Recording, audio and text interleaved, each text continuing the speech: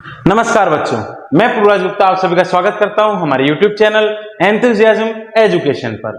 तो जैसे कि आप सभी जानते हैं कि हम फंडामेंटल ऑफ नर्सिंग सब्जेक्ट में काफी सारे टॉपिक्स कवर कर चुके हैं। तो आज का हमारा टॉपिक है सबसे main health care delivery system. अपन हर टॉपिक को एक कंसाइज वे में और एक इतने अच्छे तरीके से पढ़ेंगे कि वो अपन को एक एग्जाम पर्पज से भी याद हो जाए और साथ ही साथ में अपन उस चीज को समझ भी सके।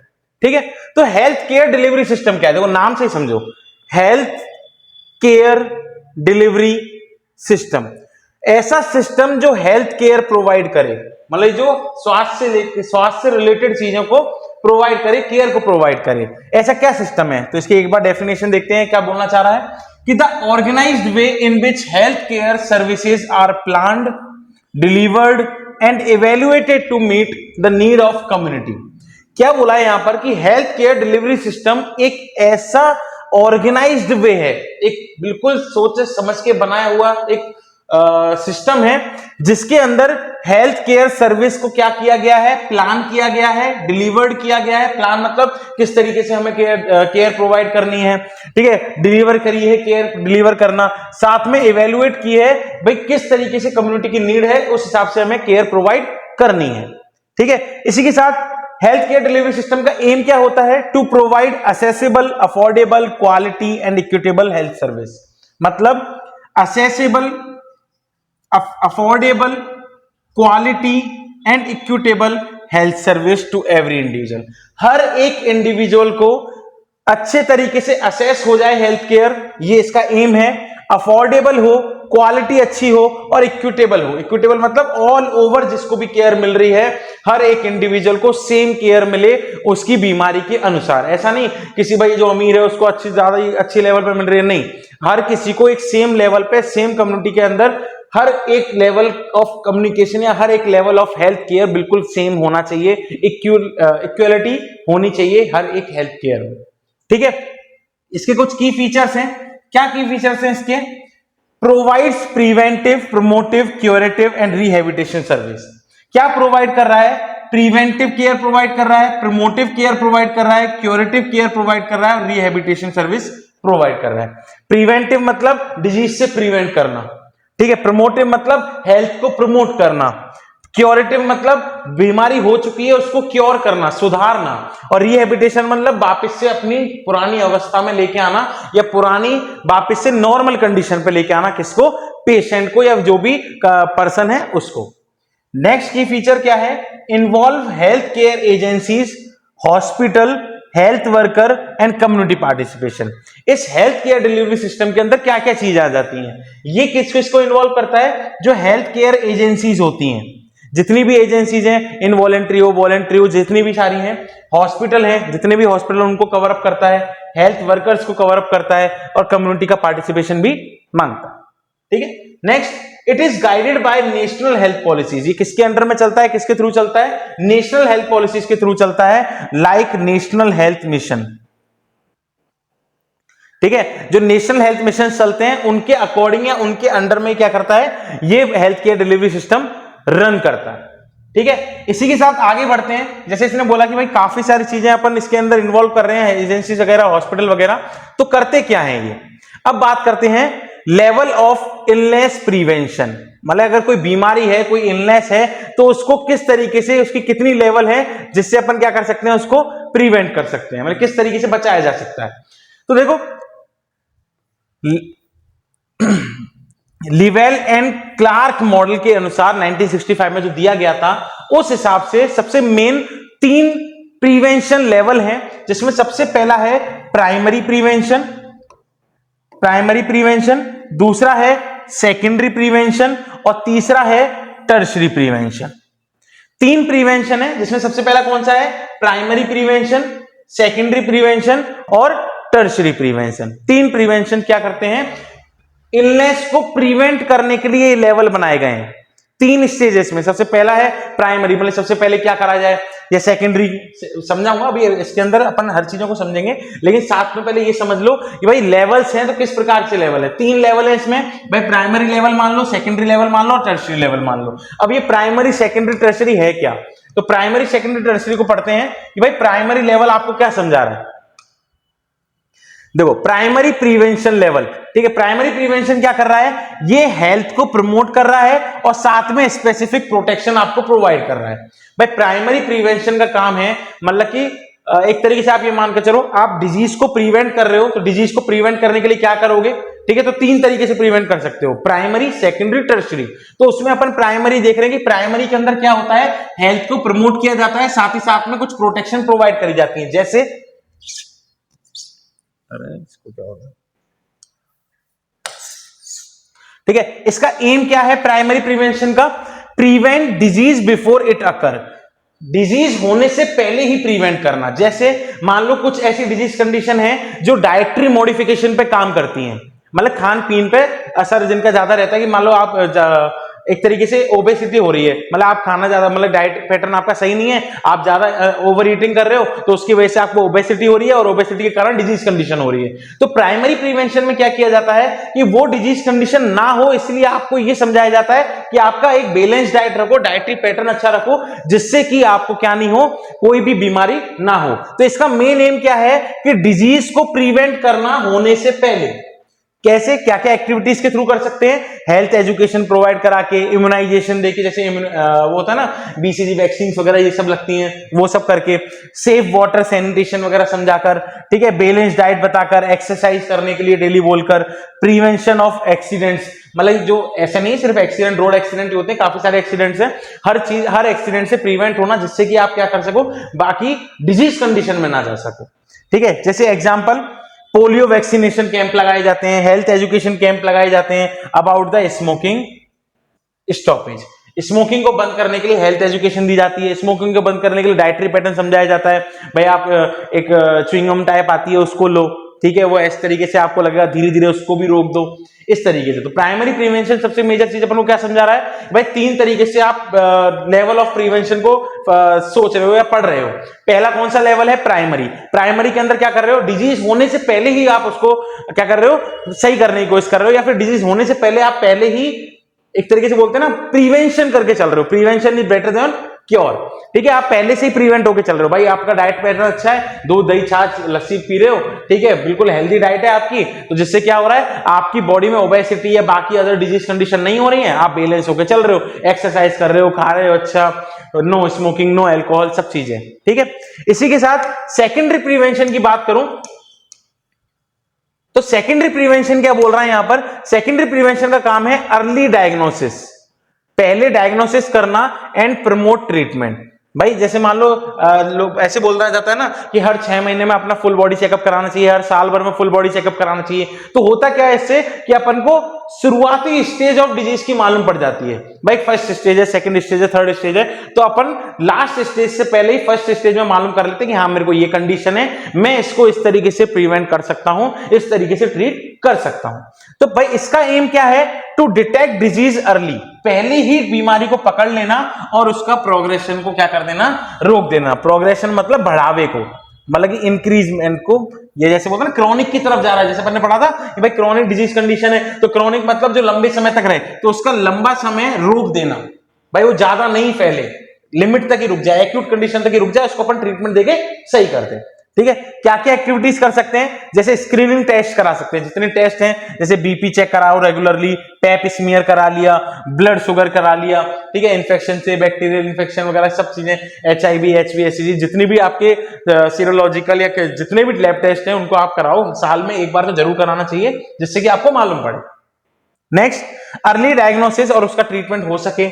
लिमिट कॉम्प्लिकेशन, जो भी कॉम्प्लिकेशन हो सकते हैं उसको अपन क्या कर लें, लिमिट कर लें, प्रिवेंट कर लें, रोक लें, ठीक है।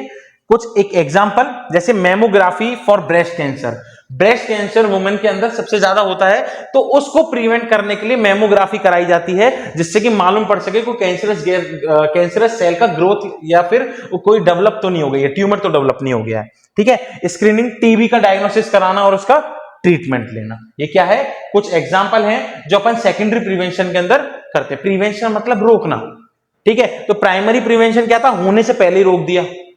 सेकेंडरी प्रिवेंशन क्या है कि भाई हो चुका है लेकिन अपन ने पहली स्टेज में उसको देख लिया है और उसका ट्रीटमेंट लेना चालू कर दिया है। अब बात आती है थर्ड की, टर्शरी की।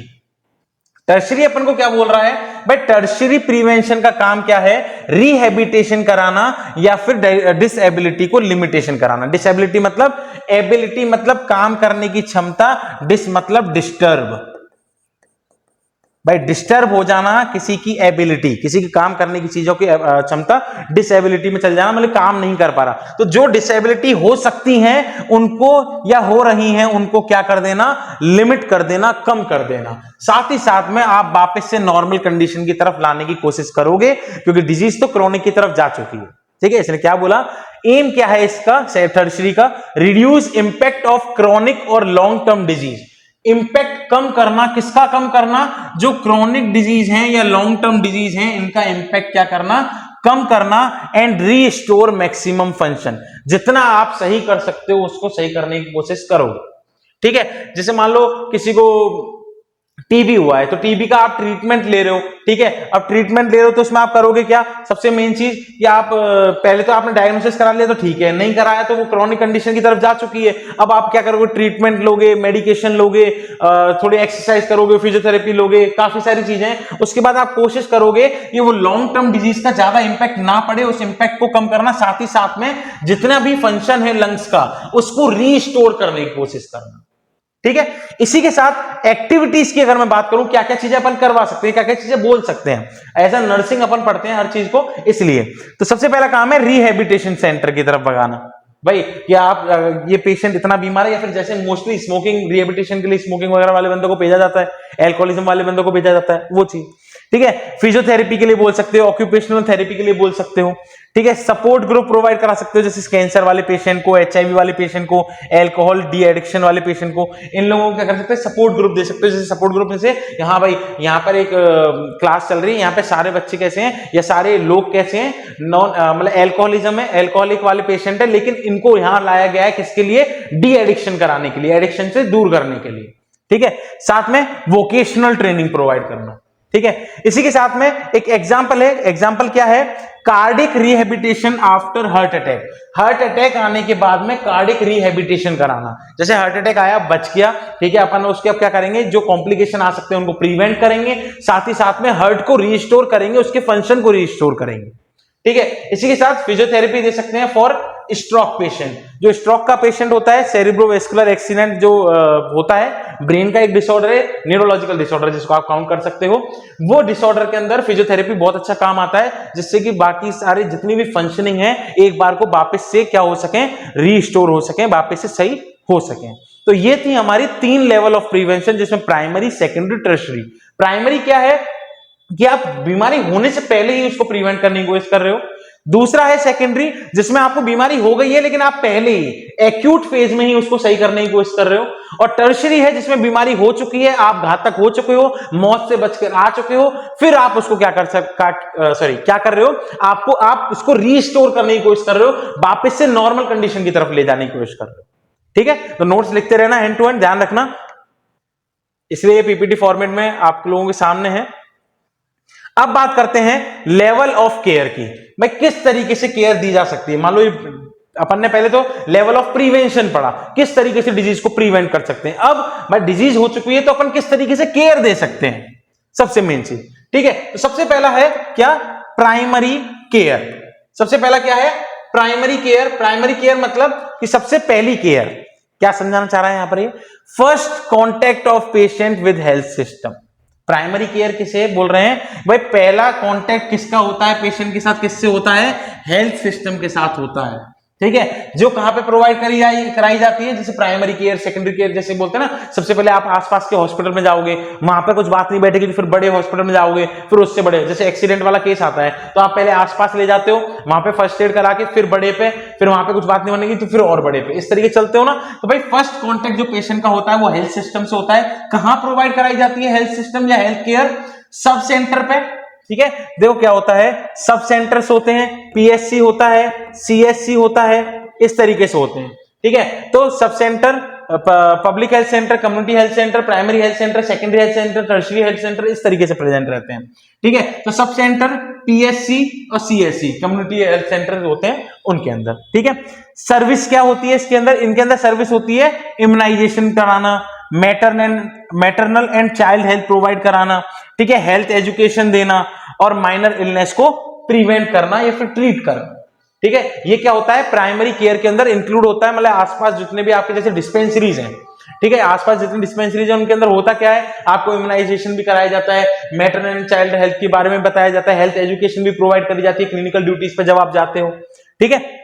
नेक्स्ट है सेकेंडरी केयर। सेकेंडरी केयर किसके द्वारा प्रोवाइड कराई जाती है, स्पेशलिस्ट के द्वारा। किसके अंदर, डिस्ट्रिक्ट हॉस्पिटल्स के अंदर या फिर कम्युनिटी हेल्थ सेंटर्स के अंदर, CHC के अंदर, ठीक है। यहां पर क्लिनिक तक सीमित था, यहाँ पे कम्युनिटी हेल्थ सेंटर में जो मेन कौन है, स्पेशलिस्ट है किसी भी चीज का, जैसे मान लो एक तरीके से कोई कार्डियोलॉजिस्ट है, कोई गायनेकोलॉजिस्ट है, इस तरीके से किसी ना किसी स्पेशलिस्ट पे आप क्या कर रहे हो, जा रहे हो अपना ट्रीटमेंट कराने के लिए। ये क्या इंक्लूड करता है, स्पेशलिस्ट कंसल्टेशन, लेबोरेटरी फैसिलिटीज और इन पेशेंट सर्विस। मतलब IPD यहां प्रेजेंट होगी, यहां सिर्फ OPD प्रेजेंट थी, ठीक है, आउट पेशेंट डिपार्टमेंट, यहां पर IPD भी प्रेजेंट है, ठीक है। यहां पर लेबोरेटरी डायग्नोसिस भी है और यहां पे स्पेशलिस्ट कंसल्टेशन भी है। जिस चीज से रिलेटेड आपको बीमारी है, आपको दिक्कत है, आप पर्टिकुलरली वहां पर जा सकते हो, उस डॉक्टर से आप मिल सकते हो। नेक्स्ट लेवल है टर्शरी केयर।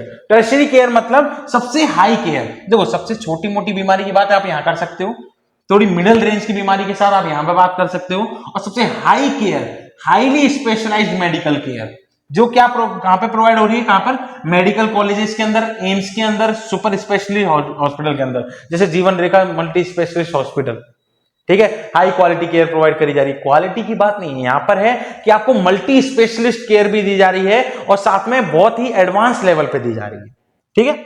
नेक्स्ट, सर्विसेज क्या प्रोवाइड करी जाती हैं, एडवांस डायग्नोसिस हो जाता है, सर्जरीज हो जाती हैं, ऑर्गन ट्रांसप्लांट हो जाता है, ICU केयर हो जाती है।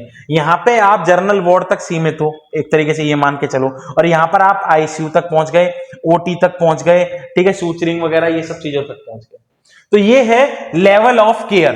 अपन ने देखा है कि भाई हॉस्पिटल जो मैनेजमेंट सिस्टम है वो क्या है, साथ में लेवल ऑफ इलनेस का प्रिवेंशन का क्या है, इलनेस के प्रिवेंट कैसे कर सकते हैं, लेवल ऑफ केयर कैसे प्रोवाइड कर सकते हैं, ये सब चीजें अपन ने आज पढ़ी है। इसी के साथ में types of health care agencies.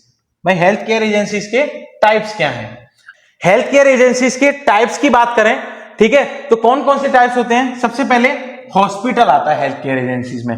Hospital का काम क्या है, प्रोवाइड कॉम्प्रिहेंसिव हेल्थ सर्विस, जैसे प्रिवेंटिव हो गई, प्रमोटिव हो गई। प्रिवेंटिव मतलब बचाना, प्रिवेंट करना, प्रमोट मतलब हेल्थ को बढ़ावा देना, क्योरेटिव मतलब क्योर करना, और रिहेबिलिटेशन मतलब वापस से रीस्टोर करना पहले की तरह, ठीक है। ये हॉस्पिटल का काम है। तो टाइप, हॉस्पिटल के अंदर भी बहुत सारे टाइप्स होते हैं, अपन पढ़ेंगे। सेकंड बात करें क्लिनिक्स, मतलब किन किन तरीके के हेल्थ केयर सर्विसेज हैं अपने सोसाइटी में। यहां पर बात हो रही है हेल्थ केयर कहां कहां आपको मिल सकती है, ठीक है। एक तरीके से ये मान के चलो, तो हॉस्पिटल में मिल सकती है, क्लिनिक्स पे मिल सकती है, जैसे स्मॉल सेंटर होते हैं, आउट पेशेंट कंसल्टेशन कर सकते हो, छोटी मोटी चोट लगी ड्रेसिंग करवा के आ गए, तो वो सब क्लिनिक्स हैं। नेक्स्ट की बात करें हॉस्पिस केयर, तो वो कौन है, for terminally ill patient. Terminally ill patient मतलब जो परमानेंटली बेड पर है। हॉस्पिस केयर क्या है, परमानेंटली बेड पर है, जिसको आपको केयर प्रोवाइड करनी है ऑल टाइम। पैलेटिव केयर जिसे अपन बोलते हैं, dignity in time.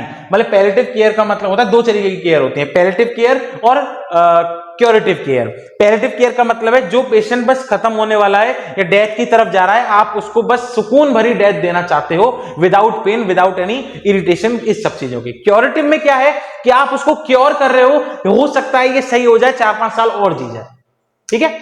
Next, rehabilitation centre. Rehabilitation centre क्या है, help patient recover function and reintegrate into society. Rehabilitation centre में क्या होता है कि पेशेंट को आप वापस से रीस्टोर करने की कोशिश करते हो, जिससे कि वो पेशेंट वापस से उस पुरानी सोसाइटी में स्टैंड कर सके, स्टेबली खड़ा हो सके।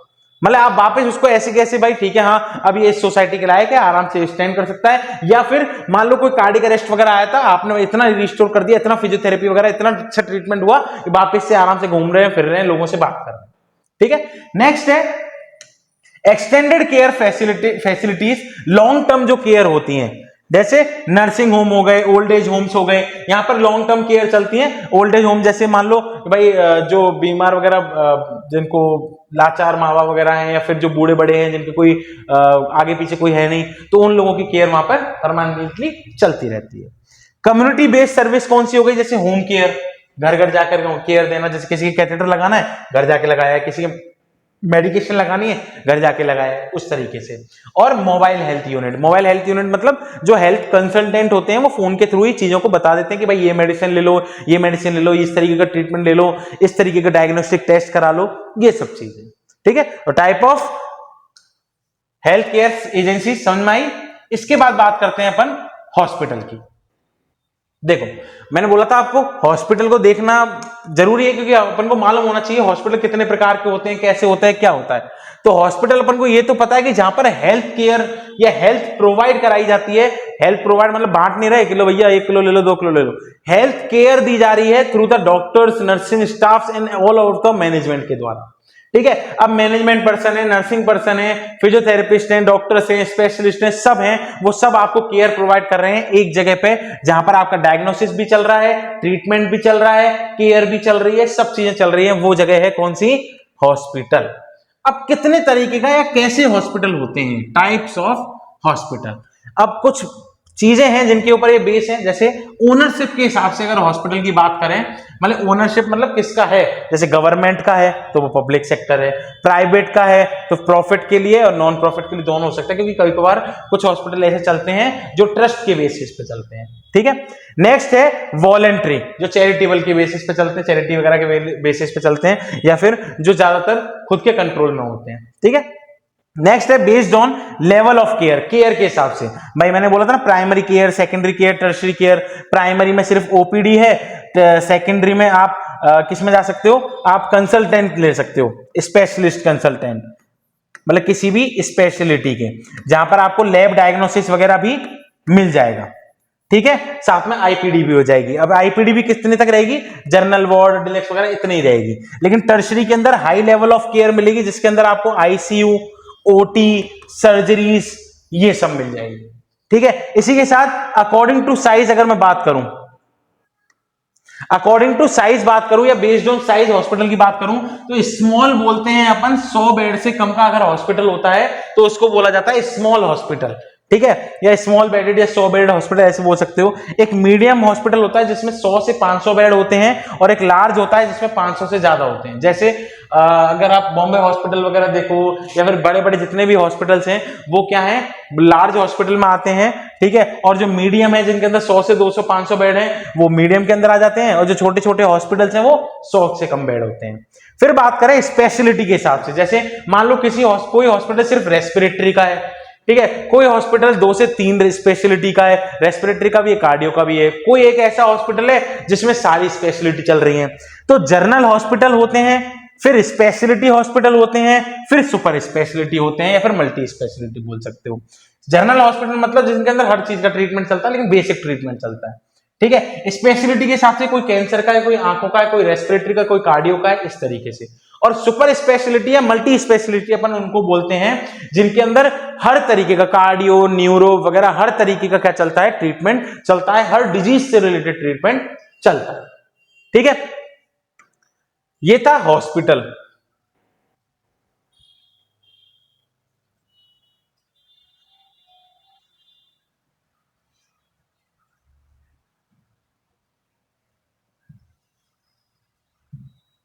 अब बात करते हैं ऑर्गेनाइजेशन ऑफ हॉस्पिटल की। ऑर्गेनाइजेशन ऑफ हॉस्पिटल क्या है, जैसे गवर्निंग बॉडी या फिर बोर्ड ऑफ डायरेक्टर्स, मतलब कि हॉस्पिटल किसका कैसे ऑर्गेनाइज हुआ है, किस तरीके से बना है। तो सबसे मेन चीज जो चलाने वाला बंदा है, मतलब जो गवर्निंग बॉडी है, मतलब जो चलाएगा, जैसे सीईओ, डायरेक्टर्स या board of directors, group of directors होते हैं वो। फिर दूसरे नंबर पे आते हैं हॉस्पिटल का एडमिनिस्ट्रेशन, जैसे अपन बोलते हैं मेडिकल सुपरिटेंडेंट या एडमिनिस्ट्रेशन बोल सकते हो, जो हर चीज अपने अंडर में बंदे रखेगा, हर एक डिपार्टमेंट्स को डिवाइड करेगा, वो लोग। फिर नेक्स्ट आते हैं डिपार्टमेंट्स, इन लोगों के अंडर में ही क्या आते हैं, डिपार्टमेंट्स। जब आप मैनेजमेंट पढ़ोगे या आप चाहो तो एडमिनिस्ट्रेशन को समझने के लिए एक मैनेजमेंट मैंने सब्जेक्ट में, नर्सिंग मैनेजमेंट सब्जेक्ट में एक वीडियो डाल रखी है एडमिनिस्ट्रेशन के नाम से, मैं उसकी लिंक डिस्क्रिप्शन में डाल दूंगा, आप उसको एक बार पढ़ लेना, ओवर थ्रू कर लेना, जिससे आपको ये समझ में आ जाए कि एडमिनिस्ट्रेशन है क्या, मैनेजमेंट है क्या। ठीक है, फिर नेक्स्ट है डिपार्टमेंट्स। अब डिपार्टमेंट्स की बात करें तो अलग अलग डिपार्टमेंट्स हैं, जैसे मेडिकल सर्विस का अलग, नर्सिंग सर्विस का अलग, डायग्नोस्टिक का अलग, फार्मेसी का अलग और सपोर्ट सर्विसेज का अलग। अब मेडिकल की बात करूं तो ओपीडी है, आईपीडी है, आईसीयू है। नर्सिंग सर्विसेज में सारे नर्सेज का रोल आ जाता है। डायग्नोस्टिक के अंदर lab diagnostic, radiology diagnostic. Pharmacy में मेडिकेशंस आ गई। और सपोर्ट सर्विस की बात करें तो डाइटरी सर्विस, जैसे न्यूट्रिशन, फिजियोथेरेपिस्ट होते हैं, न्यूट्रिशनिस्ट होते हैं, ठीक है, और डाइटिशियन होता है, ठीक है, हाउस कीपिंग डिपार्टमेंट अलग होता है, ट्रांसपोर्ट डिपार्टमेंट अलग होता है, ये सब चीजें अलग अलग चलती हैं, ठीक है। इस तरीके से ये ऑर्गेनाइजेशन है हॉस्पिटल का। मतलब सबसे मेन हेड पे कौन रहेगा, गवर्निंग बॉडी रहेगी। उसके बाद में कौन रहेगा, जो हॉस्पिटल के एडमिनिस्ट्रेशन है वो रहेंगे। उसके बाद में डिपार्टमेंट के हेड आएंगे, एनएस, जैसे नर्सिंग के लिए एनएस हो गया, एचआर, मतलब बाकी औरों के लिए एचआर हो गया। इस तरीके से काम चलता है, ठीक है। नेक्स्ट है फंक्शन ऑफ हॉस्पिटल। हॉस्पिटल का काम क्या है भाई, हॉस्पिटल का कुछ तो काम होगा। सबसे पहला काम है पेशेंट केयर, पेशेंट की केयर करना, उसकी डिजीज को डायग्नोस करना, ट्रीटमेंट करना और रिहेबिलिटेशन करना, ठीक है। साथ में दूसरा पॉइंट या दूसरा function preventive and promotive health service, prevent करने वाली और प्रमोट करने वाली हेल्थ सर्विसेज। और उसके बाद में ट्रेनिंग और एजुकेशन ऑफ हेल्थ प्रोफेशन, मतलब ट्रेनिंग देना, एजुकेशन देना किनको, हेल्थ प्रोफेशंस को, नर्सेज को हो गए, डॉक्टर्स को हो गए, पैरामेडिकल स्टाफ को हो गया, ठीक है। Research in health and medicine, भाई रिसर्च करना, जैसे बायोप्सी वगैरह जाती हैं तो उनके ऊपर रिसर्च करना, किस तरीके की डिजीज है उसके ऊपर रिसर्च करना। और लास्ट है इमरजेंसी एंड डिजास्टर मैनेजमेंट में हॉस्पिटल का बहुत बड़ा योगदान होता है। जैसे कोविड होता है, कोविड आया था तो उस दौरान क्या हुआ था, बहुत लाखों की संख्या में भीड़ थी, तो उस दौरान इमरजेंसी हॉस्पिटल वगैरह थे, उन्हीं को सब चीजें देखनी थी, ठीक है। नेक्स्ट अपन बात करते हैं, फंक्शन अपन ने देख लिए। ये चीजें ऐसी हैं जो आपको इजीली याद हो जाएंगी, है ना।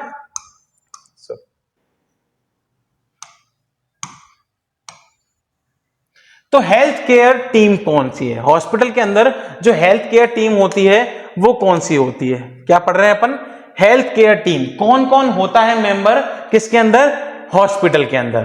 तो हॉस्पिटल या हेल्थ केयर एक मल्टी डिसिप्लिनरी टीम वर्क है, मतलब बहुत सारे डिसिप्लिन मिला के, बहुत सारी टीम मिला के एक एक सिस्टम बन रहा है जिसको अपन बोल रहे हैं हॉस्पिटल। कौन कौन होता है, मेंबर्स और उनके रोल देखेंगे अपन। पहला देखेंगे डॉक्टर और फिजिशियन, जो मेन चीज है, डॉक्टर और फिजिशियन वो क्या करेंगे, डायग्नोस करेंगे, प्रिस्क्राइब करेंगे ट्रीटमेंट को और सर्जरीज को परफॉर्म करेंगे। सेकंड बात करें नर्सेज की, जैसे अपन लोग, तो डायरेक्ट पेशेंट केयर प्रोवाइड करेंगे, हेल्थ एजुकेशन देंगे, इमोशनल सपोर्ट और कोऑर्डिनेशन करेंगे। नेक्स्ट है फार्मासिस्ट, इनका काम है डिस्पेंस करना और मैनेज करना मेडिसिन को। नेक्स्ट है लेबोरेटरी टेक्नीशियन, इनका काम क्या है, डायग्नोस्टिक टेस्ट करना, ठीक है। लेबोरेटरी में क्या होते हैं, ज्यादातर ब्लड से रिलेटेड जितने भी टेस्ट होते हैं वो, और रेडियोलॉजी में ज्यादातर फोटो खींचना मतलब एक्सरे करना, सीटी स्कैन करना, एमआरआई करना, ये सब चीजें, ठीक है। फिजियोथेरेपिस्ट का काम क्या है भाई, ऑक्यूपेशनल थेरेपिस्ट या फिजियोथेरेपिस्ट वापस से मोबिलिटी स्किल्स को वापस से रीस्टोर करना, चल नहीं पा रहा, टीकेआर हुआ है, टोटल नी रिप्लेसमेंट हुआ है, तो उसके बाद उनको मूव करवाना, चलवाना फिरवाना, ठीक है। डाइटिशियन का काम क्या है, प्लांट थेराप्यूटिक डाइट, जो भी डाइट जिस वक्त पे चाहिए उस वक्त उनको बताना, ट्रीटमेंट देना, बताना, समझाना।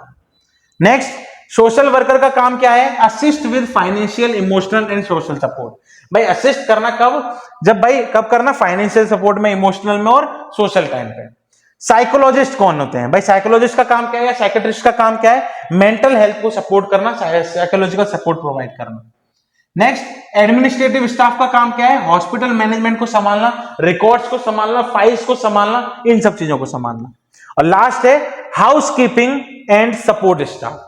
हाउस कीपिंग या सपोर्ट स्टाफ का काम क्या है, क्लीनलीनेस देखना, मेंटेनेंस करना, ये सब चीजें करना। तो आज का हमारा टॉपिक मेनली था हेल्थ केयर डिलीवरी सिस्टम पे, जिसके अंदर हमने हॉस्पिटल को बहुत अच्छे तरीके से समझा। इसके अलावा बहुत सारे ऐसे टॉपिक्स हैं जिनको पढ़ना बहुत जरूरी है, प्रोसीजर्स को पढ़ना बहुत जरूरी है। इनमें से अपन एक बहुत ही शानदार टॉपिक लेके आएंगे जिसका नाम है सीपीआर, और उस सीपीआर को अपन इतने अच्छे तरीके से समझेंगे जिससे कि आपको पूरी तरीके से याद हो जाए, आप हर कहीं परफॉर्म कर सको, ठीक है। इस तरीके से अपन उसको पढ़ेंगे। तो थैंक यू सो मच, मिलते हैं अगली वीडियो में। जब तक के लिए like share and subscribe our channel, और ये ध्यान रखना सब्सक्राइब करो, जितना हो सके उतना शेयर करो, जिससे कि जो नॉलेज आप गेन कर रहे हो उससे और ज्यादा लोग भी गेन कर सकें, ठीक है। तो मिलते हैं अगली वीडियो में, जब तक के लिए आप लोगों के लिए एक बहुत प्यारा सा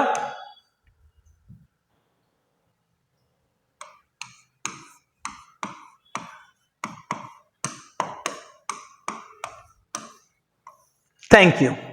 वेट,